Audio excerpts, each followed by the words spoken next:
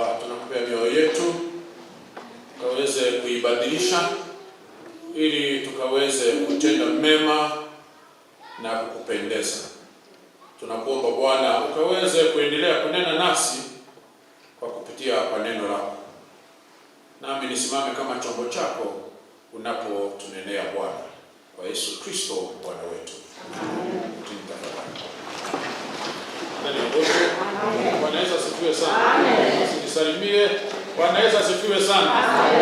Tunashukuru sana kwa sababu Mwenyezi Mungu ametupa nafasi nyingine ya kuwa pamoja ili tukaweze kuabudu pamoja na kuendelea kujiombea, na sisi wenyewe pia tukaendelee kukula chakula cha kiroho kupitia kwa neno lake Mwenyezi Mungu. Timu ya mwezi huu kama tunavyojua ni kuwa na mabadiliko ya fikra zetu ili tukaweze kutenda mema. Na tunapoweza kujikumbusha ya kwamba kanisa la Roma ni kutoka kitabu cha Waroma sura ya 12 yote, na sana sana mstari wa mwisho mahali Paulo anasema usikubali kushindwa na ubaya, bali ushinde ubaya kwa wema. Bwana Yesu asifiwe sana. Na vile vile mstari wa 9 akasema hivi, mapendo yenu yawe bila unafiki wowote. Chukieni jambo lolote ovu, zingatieni jema. Paulo alikuwa anaandikia kanisa la Waroma, na kanisa la Waromani unaposoma Matendo ya Mitume sura ya 18 mstari wa 2 utaona ya kwamba, na pia Matendo ya Mitume sura ya 2 mstari wa 10, kanisa ilikuwa imeanzishwa, wale ambao walikuwa naitwa founder members walikuwa ni Wayahudi, na ikafika wakati mwaka wa 40 viongozi Emperor Claudius akawafukuza kutoka Roma, kwa sababu ilikuwa inasemekana kuhubiri jina Yesu Kristo atilikuwa inaleta vurugu na fujo hapo kwa mji wa Roma. Basi akawafukuza. Wakati waliwafukuza, Wakristo ambao hawakuwa Wayahudi walibaki hapo, wakawa wao ndio wanaendelea na kanisa. Lakini wakati alikufa, basi amri yake ikawa pia imekufa pamoja naye. Hivyo ikapea nafasi Wayahudi wa Kristo kurudi na kuungana na wale ambao hawakuwa Wayahudi lakini walikuwa Wakristo. Kwa hivyo hizi ni communities mbili, lakini kata zao ni tofauti, na vile walipokuwa wao wenyewe wakijitolea kwa kazi ya Mungu na vile vile kupractice imani yao ilikuwa ni tofauti.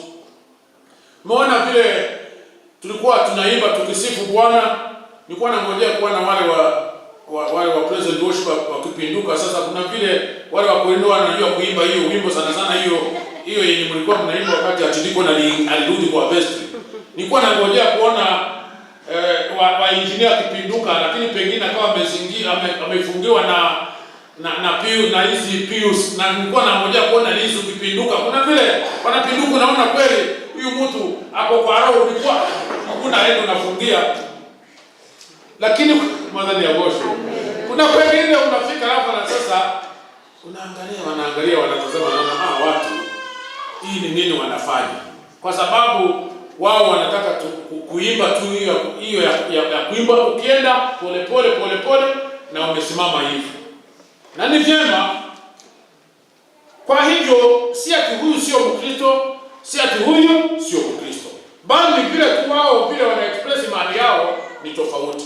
Hivyo ndivyo ilikuwa. Manake Wayahudi walikuwa nasema ya kwamba ni lazima yule ambaye anasema ni Mkristo awe ametahiri, kwa sababu hao wengine walikuwa ndio wamekuwa wameingia kwa dini ya Kiyahudi, lakini hawakuwa Wayahudi wa kuzaliwa. Kwa hivyo ni lazima wangepitia kwa hizo za kuingizwa, kwa sababu tradition zao zilikuwa ni hivyo. Ikawa basi Paulo anaandika barua ikiwa ni kuwaelekeza, kuambia ndio hawa wako na culture yao na hawa, lakini hii nyote mmeungana pamoja ndani ya Yesu Kristo. Kwa hiyo mmekuwa kitu kimoja. Alikuwa analeta ujumbe wa reconciliation na watu kukubaliana vile walivyo. Nilikuwa napeana mfano tunapokuwa tunajikumbusha. Tunakumbuka kuna wakati Mothers Union, ungeingia Mothers Union ikiwa hujaolewa, na hata ikiwa ulikuwa umeolewa, ni lazima harusi yako iwe imefanywa kwa kanisa. Ni kwa sasa nasema Rosemary hangekuwa lay leader kwa sababu hajaolewa na kuna kijana.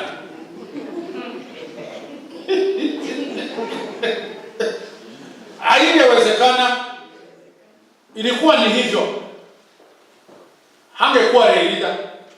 Kwa hiyo ikawa hiyo ni kizuizi. Je, ni kumaanisha ikiwa mtu ameoa lakini ndoa yao haijabarikiwa kanisani, amekuwa yeye sio Mkristo? Kuna watu wanasema hapa ataongoza kwa president worship ama wapitie kwa vestry kwa sababu ndoa yao haijabarikiwa kanisani. Na mnakumbuka sana hiyo Mothers Union ilikuwa very strong. Na ni vizuri kuwa na mitaratara. Basi mnaelewa vile Paulo alikuwa anaelekeza watu. Na kwa kanisa la Roma, katika ya hao Wayahudi kulikuwa wale ambao ni Wafarisayo. Na Wafarisayo haikuwa kikundi moja, bali walikuwa na vikundi ndogo ndani yao, vikundi 7, na moja yao ilikuwa ni ya wale wanahesabu mazuri wakilinganisha na mabaya. Na ndio maana unaona Paulo anapokuwa anamalizia mstari wa 21 sura ya 12 anaambia, basi usikubali kushindwa na ubaya, bali ushinde ubaya kwa wema. Kwa sababu wao walikuwa wanaangalia ikiwa basi yale nimetenda ikiwa ni mabaya, lakini hayajakuwa mabaya kupita kiasi cha mazuri nimetenda, ni sawa, naweza kuendelea kutenda mabaya na maovu. Paulo akawaambia haifai, kwa sababu hapo mmetoka. Ndiyo, hiyo ilikuwa ni moja ya vile ninyi wenyewe na kata yenu mlikuwa mnafanya, lakini kwa sababu ya kukubali Yesu Kristo, hayo yote yamebadilika. Bwana Yesu asifiwe sana. Basi akaanza sura ya kwanza hadi 11 alikuwa anaongelea kuhusu doctrine, lakini kuanzia sura ya 12 hadi mwisho akaanza basi kuongelea vile haya wamefunzwa watayaweka aje kwa vitendo, kwa kuishi kwao, iwe ni katika huduma kwa kanisa ama kuishi na watu wengine.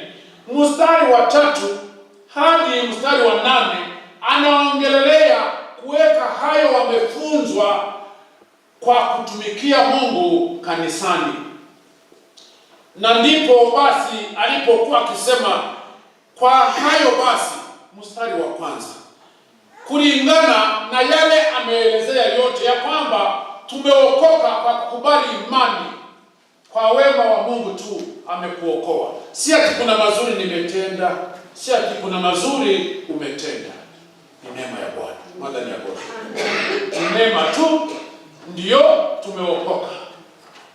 Basi kwa sababu ya hiyo, sisi tunastahili kufanya aje ili tukaweze kumpendeza Mwenyezi Mungu. Ndio maana akawaambia basi Mungu awafanye mabadiliko ndani yenu kwa kuzigeuza fikra zenu. Mungu atufanye mabadiliko kutoka ndani na ionekane basi nje. Mabadiliko inaanza na fikra zetu. Mwambie mwenzako acha fikra zako zibadilike. Mwambie acha fikra zako zibadilike, zimpendeze Mungu. Madhani ya Joshua inaanza na fikra. Fikra zikibadilika, basi kwa sababu tunapofikiria, ikiwa ni vile tunafeel, vile tunasema our youth anasema I feel, sikufeel, ama na vitendo Inaanzaga na nini? Na fikra. Kwa hivyo nafsi zetu haziwezi katulia hadi wakati ule zitabadilika. Wanaweza zifiwe sana. Tukubali, ndio Paulo akasema kubali, mkubali. Mungu mwenyewe afanye mabadiliko ndani yenu. Kwa sababu sisi hatuwezi. Mnapoangalia sasa Mothers Union, kwa sasa kuna vikundi tatu. Kikundi cha kwanza kiliingizwa Mothers Union Tuesday, kingine Thursday, kingine ilikuwa jana. Na hao jana ni wale yangu nini sasa yangu. Pengine single mothers au na wanakuwa wanakuwa ndio wengi zaidi. Unapolinganisha wa Tuesday na wa Thursday, atidiko ni would be witness. Na wajana ndio walikuwa wengi zaidi. Na kila wakati imekuwa hivyo. Kwa sababu askofu kwa kuongozwa na Roho Mungu aliona hapana, hii haifai. Kwa sababu hata hawa kuna kile Mungu ameweka ndani yao ili wakaweze kufanya kazi yao. Ndio hata unaona wenye hajaolewa siku hizi unajikuta tu umeingia Mothers Union. Na pengine hata una mtoto lakini miaka imeenda. Huyu msichana tena. Sasa ikiwa umefika 50 ama 50 kendo, wewe ni msichana kweli? Ndio, wewe ni msichana kwa roho. Wanaweza sijue sana. You are still young at heart. Unaweza kuwa msichana, which is okay. Lakini kwa miaka imeenda. Jana tulikuwa na ibada usiku shule na DYO na Director of Education and Training Reverend George and Reverend Jere walikuwa wamekuja, nikamwambia sasa mimi naona kama wakati wangu wa kufanya kazi hapa na hawa watoto unafika uko karibu kufika kikomo. Sasa mama Joy akamwambia basi sasa wewe kama George unastahili sasa kuanza kuitarisha, pengine uje take over from Baba Joy. Joy akamwambia hapana, mimi sio kijana. Akasema hapana, mimi ni mzee, huyu ndiye kijana. Akasema ni kijana hadi na kushinda miaka sana mingi. Akasema huyu ni kijana kwa roho. Kwa hivyo yeye ndiye anawezana na hao watoto. Hizo makelele zao mimi sitawezana nazo. Unachukua miaka imeenda, lakini bado wewe ndio yanga tihati. Na ni sawa. Lakini huwezi, ikiwa ni kuclassify, utaitwa kijana ama msichana. Kwa sababu umekomaa. Kuna ile kukomaa na ile wisdom inakuja na Mungu amekupea. Kwa hivyo Paulo alikuwa anaelekeza, anambia basi fikra zikibadilika hakuna. Ndio maana unaona nao siku hizi Mothers Union hakuna, unless mtu awe hataki, hakuna mwenye anafungiwa nje. Tutakumbuka vile vile Mrs. Maravu alikuwa anatuelezea Jumapili iliyopita, akatuambia mmeona sasa Mungu ametenda. Hatuna kwaya mbili ama ile kutoelewana yenye ilikuwa hakuna, kwa sababu kwaya ni moja ya All Saints. Hata ikiwa kuna kwaya inaimba kwa Kikuyu service na nyingine inaimba kwa English service, lakini sisi zote ni kitu kimoja. Mwanzo ni agosho. Kubadilisha nini? Meshiria. Bwana Yesu asifiwe sana. Tukubali Mungu abadilishe fikra zetu. Pengine kuna wengine walikuwa wanafikiria na tumete kwa hiyo. Na hiyo. Hata ni agosho. Etigo. Eni. Nore mwana mwalimu wanyu. Noni wa kwaya. Kinyagedho. Kwa sababu ikiwa Robert hayuko si ako. Na ikiwa huyo hayuko Robert tumpea makofi ya kijiko ni kwa sababu kwa sababu amesema haiwezekani, basi mngekuwa tu hivyo. At least Madam Chege ako na mtu anatima hapa anapoendelea. Ni vile tu sijui sasa, lakini pengine sasa kazi kule kwingine tunaelewa. Kwa hivyo kuna mabadiliko, lakini yote inaanzaga na nini?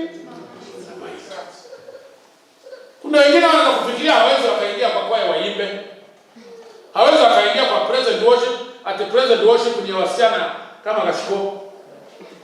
ati pengine Sarah haweza kaingia present worship. Nani alikwambia? Na ndio unapoangalia basi mstari wa 3 hadi mstari wa 8, Paulo anaelekeza yale mabadiliko vile yanastahili kuonekana kwa kazi ya Bwana.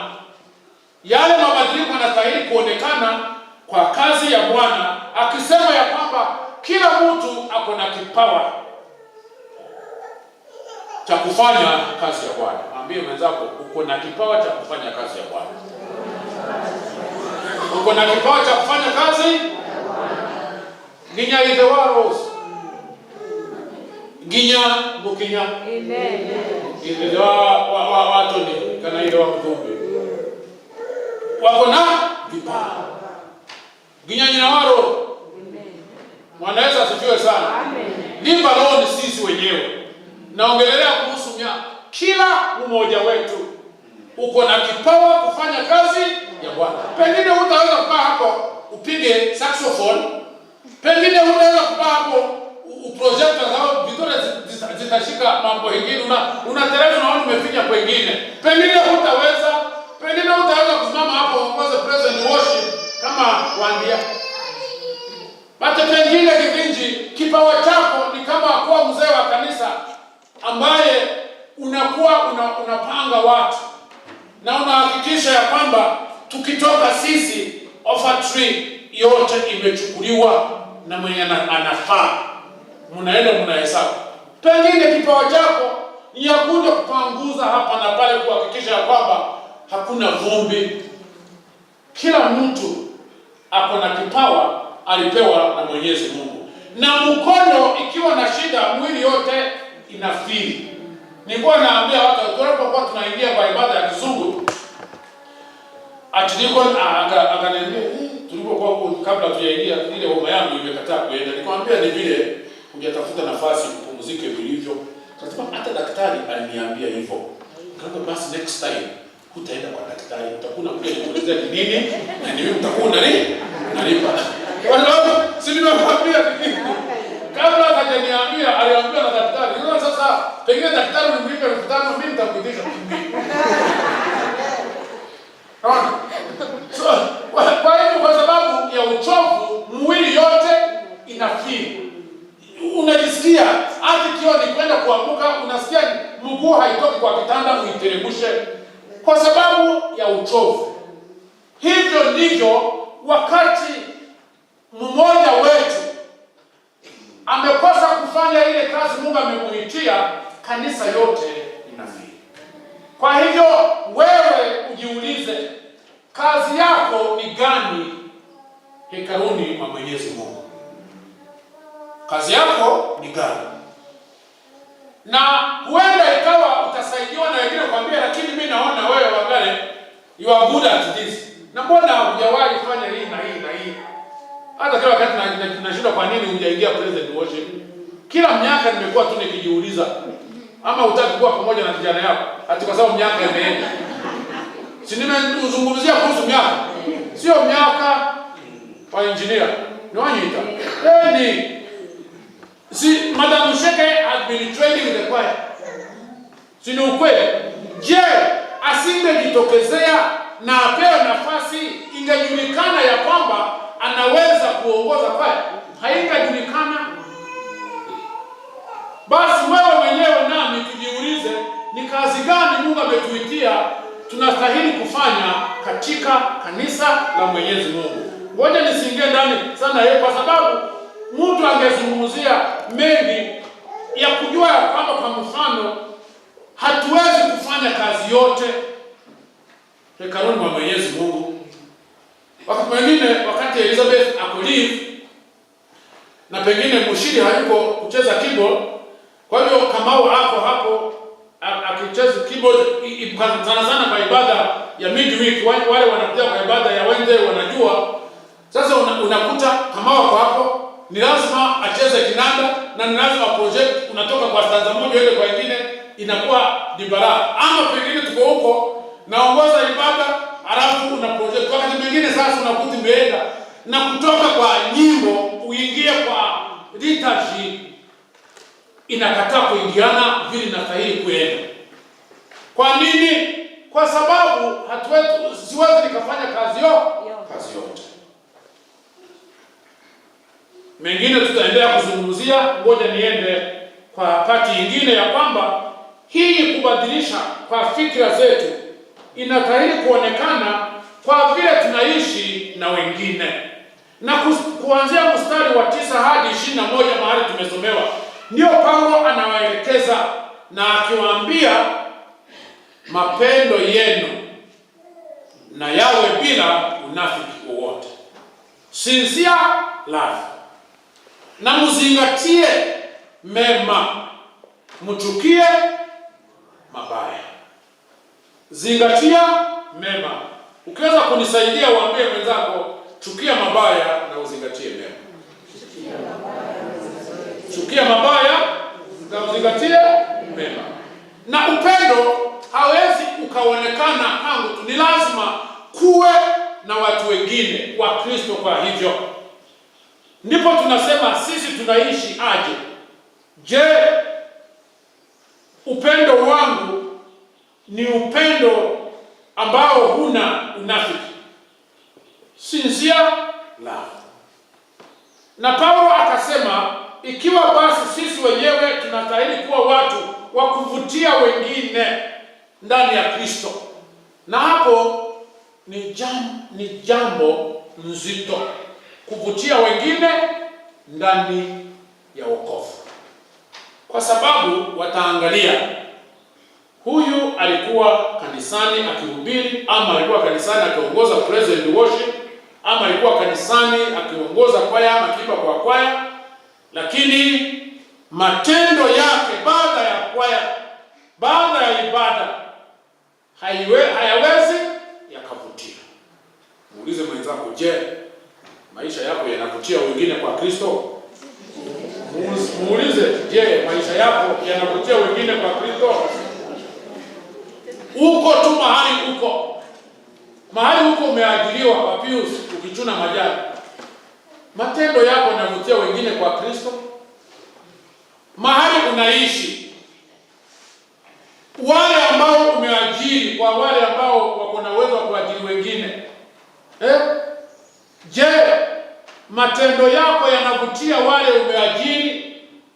Wanafurahia ukisema wewe ni Mkristo na umeokoka, na wangependa kufuata huyo Yesu Kristo unafuata. Hata ikiwa Yesu wa ule ni hivi, acha akae. Na Paulo akawaelezea vile wataweza kuvutia wengine ndani ya Kristo, ni kuwapenda maadui wetu. Na ndivyo mahali tumesoma kwa Injili takatifu Mathayo sura ya 5 mstari wa 44, Yesu akamwambia, lakini mstari wa 43, mmesikia kwamba ilisema mpende jirani yako na kumchukia adui yako, lakini mimi nawaambieni, wapendeni adui zenu na kuwaombea wale wanaowadhulumu nyinyi. Bwana Yesu asifiwe sana. Wapende adui zenu, kumpenda adui. Na ndipo Paulo akawaambia, unaposoma mstari wa 17 katika kitabu cha Paulo kwa Waroma sura ya 12 mstari wa 17, akawaambia msitende maovu yoyote. Msitende maovu yoyote kwa mtu yoyote. Ni kumaanisha hata adui usimtendee maovu ama mabaya yoyote. Sasa jiulize wewe mwenyewe, je, kuna wale umetendea maovu ati kwa sababu pengine walikufanyia haya na haya? Pia akawaambia mstari bado huo wa 17, akawaambia mtende, zingatieni mambo mema mbele ya wote. Mtende mema mbele ya kila mtu, si ati watu waone, sio kujifanya ndio mnajua mimi ni yule. Kama kulikuwa na kikundi cha Wafarisayo walikuwa wakitenda mema, ni lazima wanahakikisha kila mtu anajua. Nilikuwa napeana mfano wakati mwingine wa harambee, hata kiwa mmesema hatuta announce, mtu anakuja na kuambia niko na kitu kwa kusema kidogo tu ya kusalimia watu. Kwa sababu ni mgeni wa heshima, unampea na maiki kusalimia watu. Lakini umemwambia lakini hatutangazi kile mtu amepeana. Lakini yeye kwa sababu anataka msikie, ataona njia tu ya kuingia. Na atahakikisha imetangazwa. Ndio mjue. Kama last Sunday watu wa kwaya, sijui ikiwa walikuwa wamekubaliana, ilikuwa nawauliza lakini hawakujibu. Ikiwa walikuwa wamekubaliana wasitangaze, ikawa ni sawa. Bado ni sawa. Lakini kuna wale anataka akisaidia huyu kila mtu ajue. Ili mjue yeye anasaidia. Sio hiyo. Tutende mazuri kwa kila mtu na mbele ya kila mtu, lakini ni hili in case mtu aanze kusema huyu na yeye na hii na hii akikuongelea vibaya, mtu atasema hapana. Hapana, pengine unaongelea waangalie wengine lakini sio yule najua. Na mwingine no. Na pengine ukipelekwa mbele wakuje kama witness nasema ikiwa ni waangalie huyu ama Elizabeth huyu, sio huyu Mugure. Pengine ni Mugure mwingine lakini huyu vile tunamjua haweza kafanya hii mnasema, haweza kaiba. Wanaweza asifiwe sana. Ndio maana tunapotenda mazuri mbele ya watu, wao watakuwa witnesses wetu. Na kama vile Paulo anasema sura ya 8, ikiwa Mungu mwenyewe ako upande wetu, ni nani who will be against us? Kwa sababu kila mtu atakuja kukutetea wewe mwenyewe. Na mstari wa 18 akasema basi kadri inavyowezekana kwa upande wenu muwe na amani na watu wote. Zingatieni amani na watu wote. Hapa kwa kanisa tuzingatie amani. Katikati ya English service na Kikuyu service tuzingatie amani. Katikati ya members wa Kikuyu kwaya na Kikuyu service zingatieni amani. Wenye wanajua Kizungu na wenye hawajui tuzingatie amani. Wenye hawajui Kikuyu na wenye wanajua tuzingatie amani. Mada ni agosho. Bibi na bwana wazingatie amani. Wale ambao wamezeeka na wanaendelea kuzeeka na sisi tunawafuata, na wale bado wanatufuata kwa kuzeeka, tuzingatie amani. Sipo. Ukikutana na mtu yoyote unamsalimia na smile kwa sababu kuna amani. Hutampita, hapana. Kwa sababu fikira zako umekubali Mungu azibadilishe. Na la mwisho tusilipishe kisasi. Bwana Yesu asifiwe sana. Tusilipishe kisasi. Instead ndio Paulo anasema tumwachie Mungu kwa sababu yeye ndio atatulipishia. Lakini tusidhubutu.